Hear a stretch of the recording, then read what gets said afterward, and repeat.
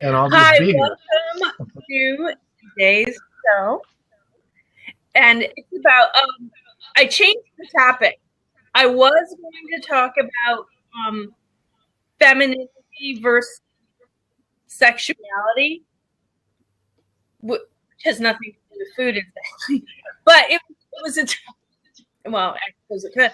But it was a topic that came up, brought to my attention, and the way the person described things was. Okay, Renee, I'm going to pause the recording. So I was going to talk about femininity, but I went to a funeral yesterday, and it was a Polish priest. Oh my gosh, our DNA was. Oh my gosh, our DNA was the same, and I had to tell the story of him. I told my husband the story this morning of him doing the yoked thing, and I was laughing so hard. So if you're on the replay, I would have to do a blab just on, me and the Polish priest, which would be just me laughing trying to tell the story. At any rate, now I know that it's a lot about me is just genetic. It's just flat out genetics. But when he talked about what was profound is that because I was thinking about this topic, our bodies as a temple, and treating our bodies well, and treating them as if God lives inside of us, which he does, but we forget or ignore or don't want to deal with that, right? So so what I tell my kids, and it's like my kids are at the age where we're talking a lot about our bodies and how, joining our bodies in union with other people, yada, yada. And yesterday in the funeral mass, the priest also touched on, in a Catholic baptism, if you are baptized without being immersed, you wear a white gown, you wear a white gown if you're a baby, even if you're a boy. So, two of my kids wore gowns. The other two were full immersion, because our church kept changing it up. But, so at a funeral mass, over the casket, you put a white palm, it's a word that starts with a P. And that signifies symbolizes the white baptismal, whatever. It's the beginning and the end, kind of a circular. The priest said it better than I did, right? Because he's a priest. Anyway, he talked about how when we come into this world, one of the readings often has that we are the temple and that we are to take care of the temple and things like that. So that kind of struck me as he would talk about it at a funeral mass, because the person's gone already, right? I mean, so he was clearly saying it for our benefit, the people who are, at the mass. So then I got to thinking about it more and more. And my son, last weekend, we went to Minnesota and we were going out to dinner. So I told the kids, I said, you can have one soda, but they're going to have free refills because we're at this party. So, there you go. So have one pop and drink the rest water. And so my oldest son said, yes, he was like, I'm not having pop. I'm going to take care of my temple. And I said, okay, whatever. So the lady's going around taking drink orders, right? And she asked my son, she said, so what pop do you want? And he said, my body's the temple of God. I'm only having water. Okay. Oh my God. She went like, I think she plotzed herself because she, she just stood there like she just stood there. And of course I'm laughing my ass off in the corner because it was so beautiful. He had a root beer later, for the record. He had a root beer later. But it was like we all come to it differently. And I think that's what we've been talking about food and eating and being healthy. And on Saturday, Jubilee Chat, we talked about being vibrant and radiantly beautiful. And how do you get to where you want to be from where you are? Right. So, and that is like so completely individual. Mm-hmm. So my goals are my goals, and they're not, Bill, they're not your goals, and Donnie, they're not your goals. Although Donnie and I, we have similar goals. They're close. Yes. They're close. Yes. And so that just brought me to Jason Robel. I was reading, I think it was on Instagram. He put it, he said, your body's a temple. Don't shit on the steps. And it has him running up some steps. It was like a little, I think it was Instagram. But, I thought about that, and I thought, how can I, in what I'm doing, because I really do feel like that the divine light is in me and in everyone. I look for the God in everyone.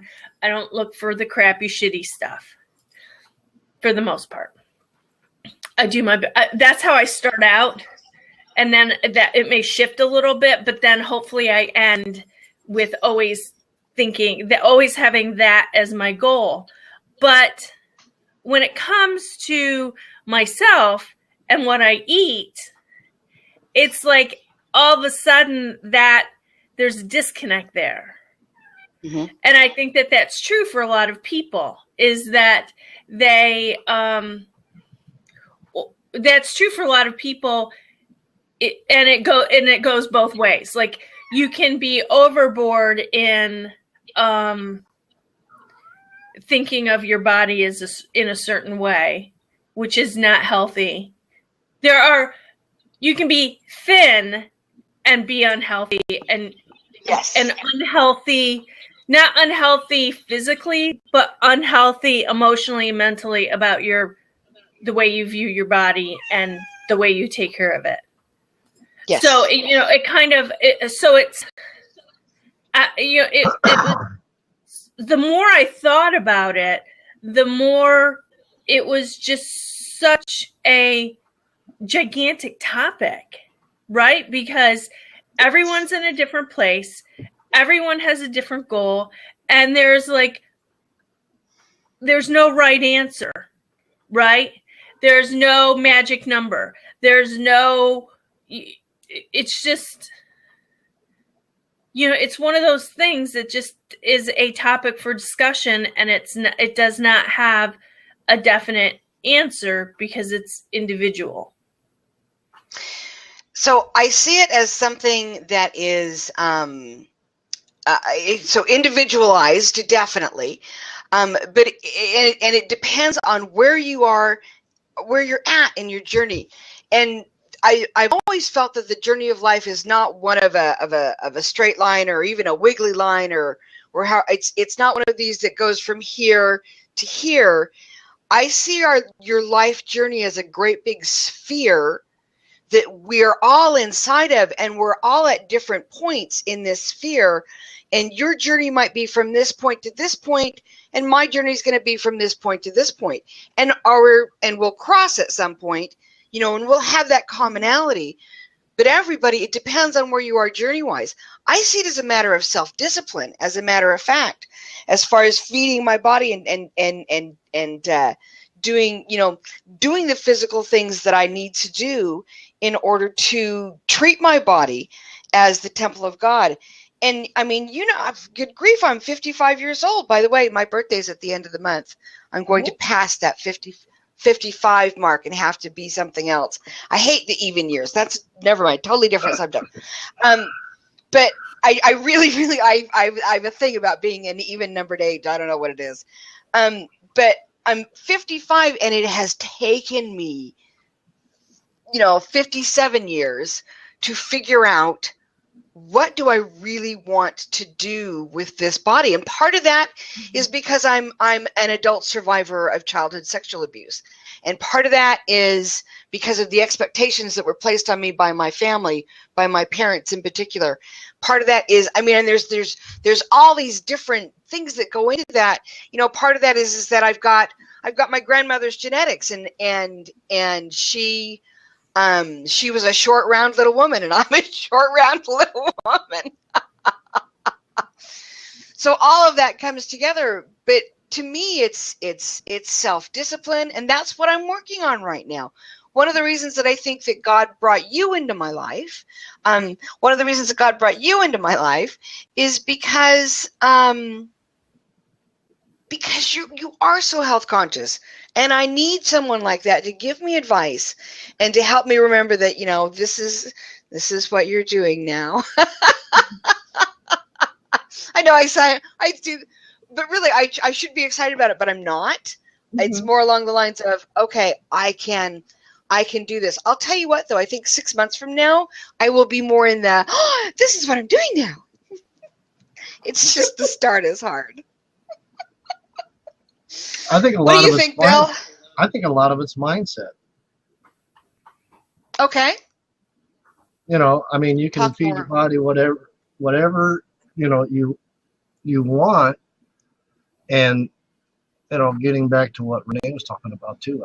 I think a lot of people eat because it tastes good, and that's me. I don't know when to stop sometimes. But yeah. I've learned to curtail that, and now I don't eat near as much as I did. When we used to sit down like Thanksgiving table, my great grandmother would always have this wood cane, and she'd be whacking me on the leg with that and saying, "Where are you putting all that food?" Because I would be the last one eating all the time. But for what you guys are talking about, it's got to start up here. And yes, Donnie, you said it. You're not excited about where you're at. So you got to change your thinking. Mm-hmm. I will, and that's why I believe that I will. I believe that right now I'm at the beginning of a new sense of self-discipline. I've always hated self-discipline. I'm a wild and free child. I get to do whatever I want to. I have a 3-year-old living inside of me who is very pronounced sometimes. She nods. I have a 4-year-old. I'm 4. That's why we get along so well. Yeah, for many years I had a 29-year-old, but since I hit the 60 this year, I decided to turn 30.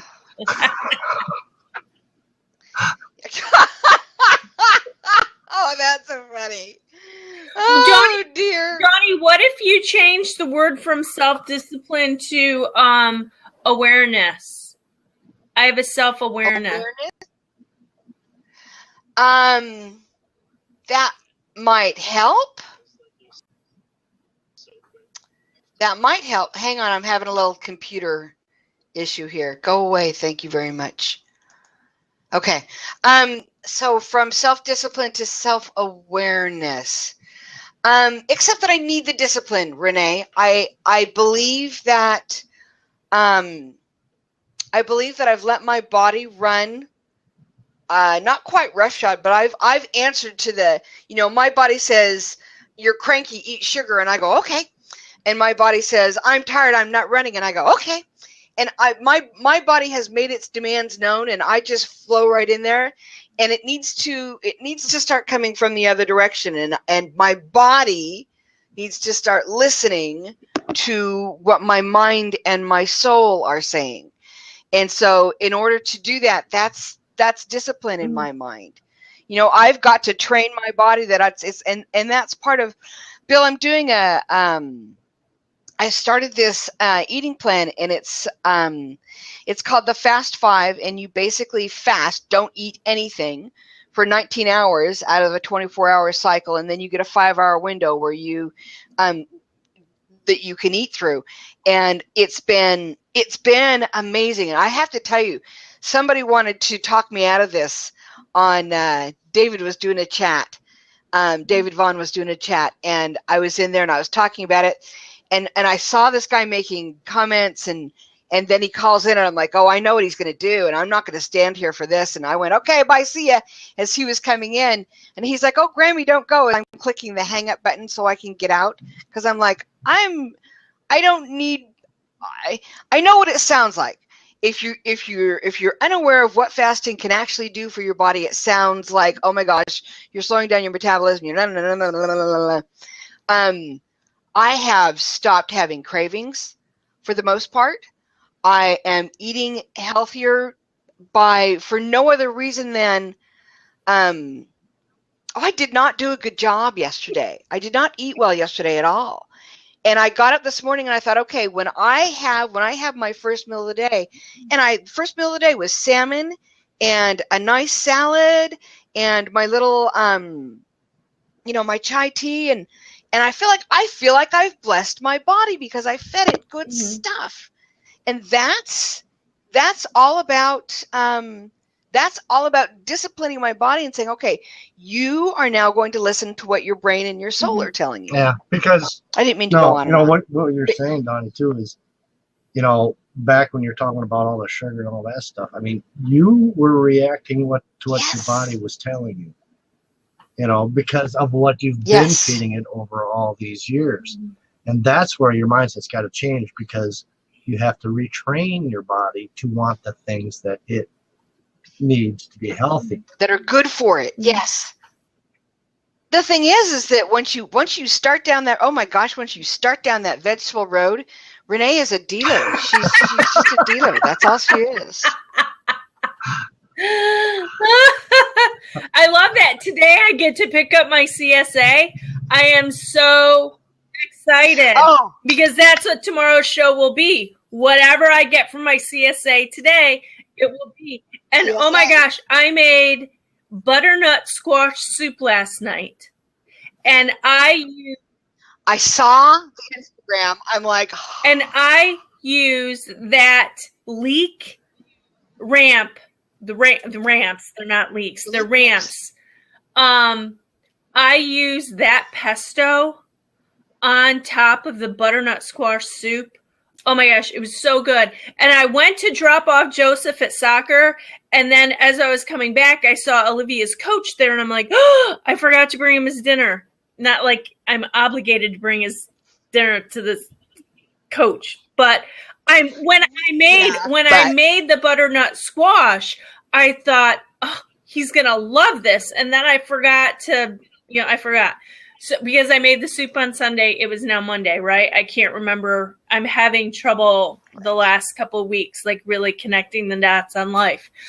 And, which has really been helpful that all the kids have the family calendar on their devices because, Coach Jenny's here. Come on in, Coach Jenny.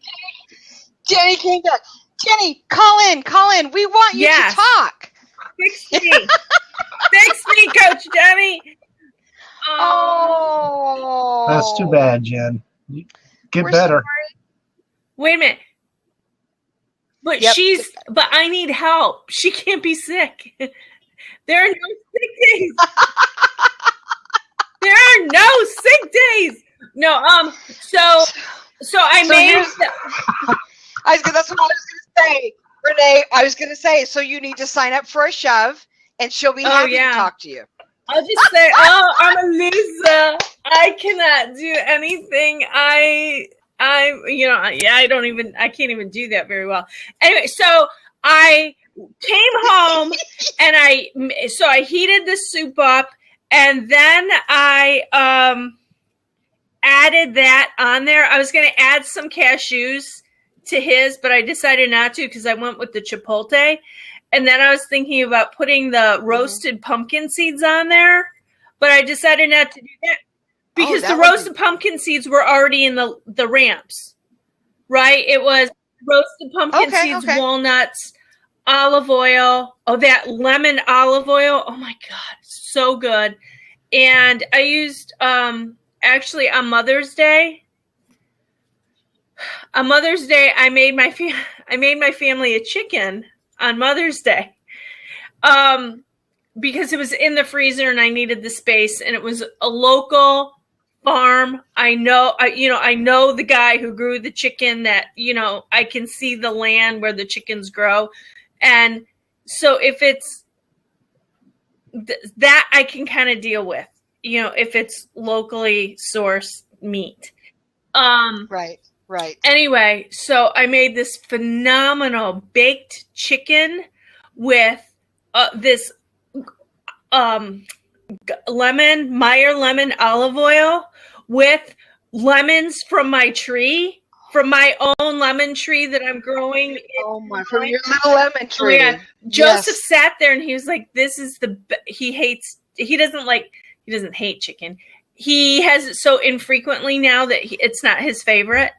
And he was like, "This is like the best baked chicken I've ever had in my life." It smelled so good. And I don't like chicken. I've never, ever, ever liked chicken. Because I had to take care of chickens when I was little, and I'm just like, I've always been off chicken. I digress. Done. But where was I even going before I started talking about the chicken on Mother's Day? See this? I cannot. I have no. Oh, yes, but that's okay. You were talking about the coach and his. Yeah, and so I took yesterday. It was cold and it was rainy, and I dropped Joseph off, and I saw Coach Jeff on my way out of the complex.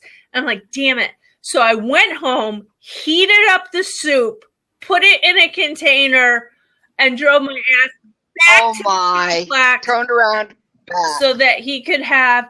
And so he leaves his car unlocked, because he knows I put dinners in it. And he was like, "Oh my gosh, my seat was so warm from the hot seat." Like, my seat was warm and I had warm soup to eat. So it was kind of funny. It was very funny. But yeah, so so that was butternut squash that I had frozen in the freezer. So I thawed that at the same time I got the chicken out. I got a whole shelf in my freezer, because things are coming in now, and they will come in at a rate that I cannot use them. So then I will freeze down my spinach, and then I'll make a polenta with a spinach layer in it. Or, you can use frozen spinach in a million different ways. So, so yes, tomorrow. I only recently discovered that I could do that. I bring home this big thing of spinach that I never eat before it all goes bad, and I've learned to put half of it in the freezer. It's like, oh my God, I can freeze spinach. Yes, and you can freeze it in little tiny bags, so that you can take it out. And I freeze mine flat, so that. Or I will freeze it on a sheet, between wax paper, so that I can take it out in a frozen sheet. Oh, in a sheet. Oh, so cool. Then you can put it on when you make lasagna noodles. You can put that sheet on the lasagna noodles, and then just add another thing of noodles and put it in the refrigerator. And by the time you go to cook it, does its thing. Now, when you do blanch it, you have to squeeze the crap out of it to make it nothing. But so yes, you can. Spinach is one of the things that you can definitely do. And I also, did you see on Snapchat where I braised the radishes? Grammy? No, but we talked about that. We talked about braising the radishes, and I made braised radishes and with that pesto. It was phenomenal. It was so good. What are you checking? She's writing, I think. Well, I was gonna check. No, I was gonna check my Snap stories, but I looked at all my stories this morning. I've not been good about seeing all the snaps, and I finally decided that what I needed to do is clean out my list and get rid of the people that I have no connection with, and just watch the people that I'm happy with, like you and Jonathan, and it isn't a good bad But thing. Johnny, remember what Jonathan said? You can put like an A in front of their name. So yes, so yes. And I should be doing that too. Yeah. So anyway, so I did the thing on Snapchat, and I'm hoping that I get radishes again this year or this week, because I would like to make another video of how to do the braised radishes, because they were so good. They didn't even taste like radishes, and they looked like these little pink bulbs, and they were so beautiful. It was beautiful. Now, when you did that, when you braised them, did you cut them down and slice them, or did you do them whole? I cut some of them in half. Okay. I think. Yeah, I think I cut them in half because they were kind of big. Yeah, you're definitely. I wanted them to be bite. Yeah. I wanted you to be able to get. What did I serve those with? Oh my God. You're definitely gonna have to do it again. And did I even take a picture and post it on Instagram? I don't even know. Anyway. I didn't. I'm losing my mind. I've got too many things. That's okay. So that was last week, and then I did the asparagus, turned out really well, and chives. Everything yes. was. I used everything from last week's CSA except the carrots, which will last, and the potatoes. So today, tomorrow's cooking show will be about what I get in today's CSA. Right. But the getting back to feeding your body is half the battle is getting the stuff in the house that's good to eat, right? Getting rid of all the stuff that's not good, or just don't buy it. If you don't buy Pop-Tarts, you're not going to eat Pop-Tarts. Just don't buy it. And I've been telling my mother that for years. Just don't buy it. Oh, well, but I have to. So, and then set yourself up by joining a CSA or planning on going to the farmer's market, or build that into your schedule to purchase food that's really, really good for you. We have a farmer's market that should be starting up here, I think at the end of the month. It's right around the corner, right around the corner from me. So that's, when it gets here, that's what I'll do. I'll go down there and buy it. My son will find a way. I like that. Yeah, always will. Well, I've started grocery shopping now without the little one. So it's taken a little bit of rearranging of the schedule, and I go when I don't want to go, and I'm cranky and I'm not happy about it. But it's so easy to give into him because he's that kid. He is my weak link to my heart. Bye, Coach Jenny. I hope you feel better.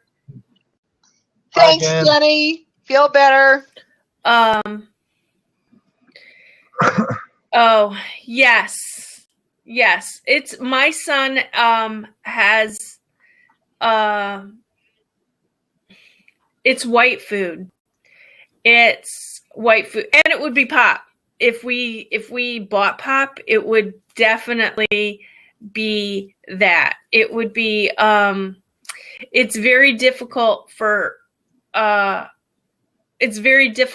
me to get him to eat lately good healthy food, all of a sudden he's just stopped wanting to eat anything except white food.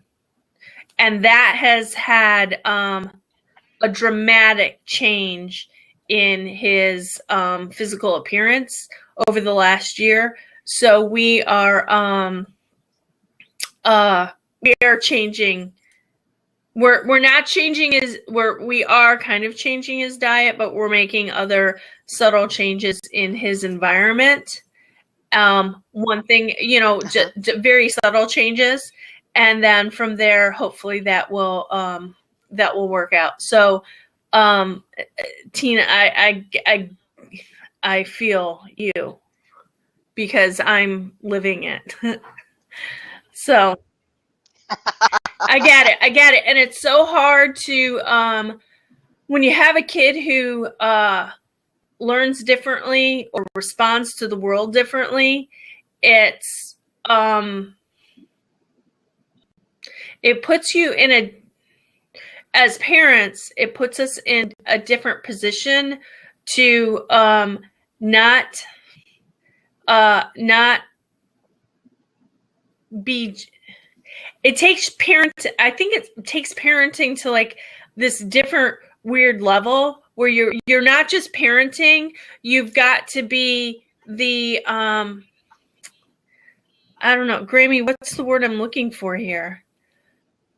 So you have to protect him and be his conscience. Yes. You have to be his advocate. There are things that your kids can't do for themselves that normally you would say, okay, you're 10 years old, you can do, but if you've got a child that relates to the world differently, no, not necessarily. And so you have to pick up those pieces. So the child's ability to be self-sufficient impacts how you present him and take him out into the world. So there's more of a meld between a parent and a child like that. It just, so at 10 years old, I could throw my kids out the door and say, go play, leave me alone. And you might not be able to do that until, your kid's, 15 or 16, at which point you'll have totally other, you'll have all kinds of other issues.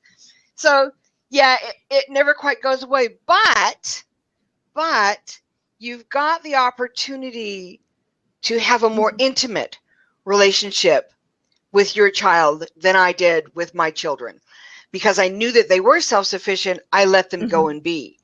And if I had made that connection stronger when they were younger, some of the issues that I'm having right now, because my kids are all adults. My youngest my two youngest are 27 and going to be 28 this year. And so everybody's in that late 20s, early 30s range, and I have trouble communicating with them because they learned how to be self-sufficient and they're out there and they don't need mom. And so we're all learning a whole new relationship. And so here's what I think. The relationship that you specifically have with Joseph is phenomenal. I wish that I had that relationship with my son. I wish I'd had that relationship with my girls. It's you are a brilliant mother, which is why I love to see you doing the hippie mom mindset, because I think you are a brilliant mother. I really, really do. So there's that. But with my youngest though, so Joseph's my oldest, Luke is my youngest. I have 4. And with Luke, it is hard when he it's often hard. The connection that I have with Joseph is almost impossible to have with Luke because he doesn't open up the same way Joseph does. He does not that Joseph doesn't really open up. It's just that with him, it's like there's this unspoken something, right? There's an unspoken kind of connection that we tapped into very early. And with Luke, yes. It's not, and I think that we did hook into that because we did spend so much time together. I mean, we did spend so much. I mean, I wore him for 3 years almost. You know, my mom, actually, it wasn't my mom. It was another woman. She was like, does he even own shoes? Because you never put him down. As a matter of fact, he does own a pair of shoes. I don't know if they fit him or not because he's never worn shoes, which became a problem later because then I had to send him to preschool. And I'm like, these are shoes. You have to wear them. These are pants. You have to wear them. And he was like, oh, but this is for shit, right? But with Luke, who sees the world so differently, he doesn't see he doesn't, and this is getting way off track of feeding your body as an example, but he doesn't see our connection he sees our interaction and our connection extremely differently than all my other kids. So I don't have a go-to move with him. And I have to, every friggin' day, I wake up and it's a new kid because it's not the same, right? And yeah. And you have to be extremely flexible because as soon as you become rigid, and it's an argument because he doesn't recognize the fact that he wakes up every day a new kid, right? No, he thinks he's the same. Yeah. And so dealing with that and you've got to, I think that's why teachers a lot of time are sort of ineffective with teaching kids because they expect the same kid to show up every friggin' day. And kids aren't like that. Kids have bad days just like adults do. And there are days that kids don't want to answer the questions, the easy questions, the hard questions. They think, you asking them a question is a violation on their being. Just like, teachers don't always like to answer questions, right?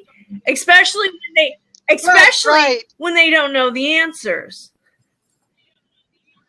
Or as in the principal at the girls' new school, the principal has learned never ask about each child a question you do not know the answer to. Don't go there because you never know what you're going to get. And so it's when you have a kid who's different, who looks at the world differently, you as a parent caregiver, I think that's it, is that not only are you the parent, yes, you're the caregiver. And that makes your relationship different. It just makes it different. So as a parent caregiver, it takes you to a different place of parenting and being there for that particular child, which then you have to switch on and off if you have other kids who aren't like that. So it's like, right, it's not like Dr. Jekyll and Mr. Hyde because you're not opposites. You're just a different variation of motherhood spinning all day long. It can be exhausting. And I think that if you don't have an idea of that going in, it can be it is very exhausting. Some days when I find it difficult to switch gears constantly, then at the end of the day, I just have to say, no one talked to me for 15 minutes. I need a reset button because I'm just so spent. And maybe that's what my problem is right now, is that it's the end of the school year. We've got tons of activities. We've got band concerts, soccer game, and then leaving a soccer game to go to a track meet that I'm missing. It's like, it's like a lot. It's a lot. And then Joseph has his exams coming up. And are you ready for them? Yes, I'm ready for them. Do you have a way to manage them? Yes, I have a way to manage them. Does that management technique include time management? Yes, Mom. Of course it does. You know, and it's like, it's going to come. And I'm going to say, Joseph, are you ready for your math exam? Because I think it's tomorrow. And he's going to be like, oh, shit, I'm not ready. You know, and it's like, and I'm like, is that your time management technique? And of course, I'm not going to say that because that's kind of I told you so and backsies and all that bullshit, which I hate. But at the same time, it's like I will ask him. I would rather ask him every day, how are you doing with your time management? Mm-hmm. And have him go crazy with me every day, then get to the very end and have him say my famous phrase, which is, oh, crap, is that today? He's going, yes, Mom, and you can't bring store-bought brownies. And I'm like, oh, just once. Just once, I want to be the mom who buys the store-bought something, but the store-bought brownie, yes, which is, yes. Oh, yeah. That's funny. So, but luckily, our Target here has huge trays of fruit. So I'll just buy that, put it on my own plate, and like champion in with fruit, which all the kids love. I take fruit and veggie trays everywhere I go, and the kids love it. It's always gone. Anyway, I digress. Oh, well, we can end there because when you have a function, say hi, Clary. When you have a function at school, you can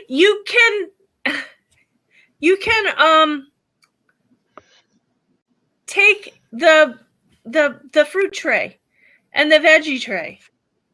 Yeah. And you can feed their temples. There you go. All right.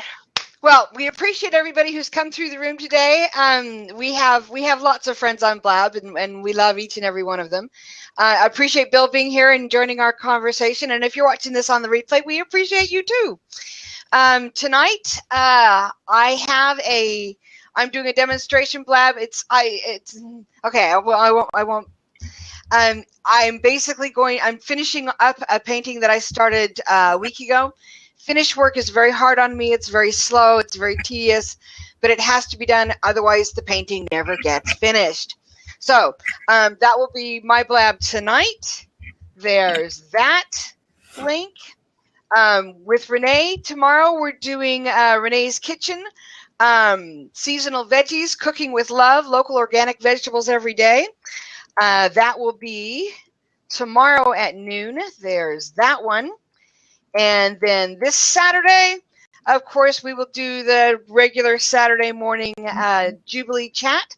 This is our social chat that we do on a weekly basis at 10 o'clock Standard Time, 10 o'clock Central Standard Time. And there's the link for that. There, see, I got all my links, and I'm very proud of myself. And this again, week, we appreciate. And this week, I'm not going to cry on Jubilee chat.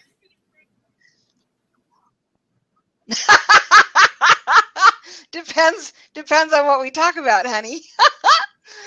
Oh dear. Thank you all for joining. We'll see you soon.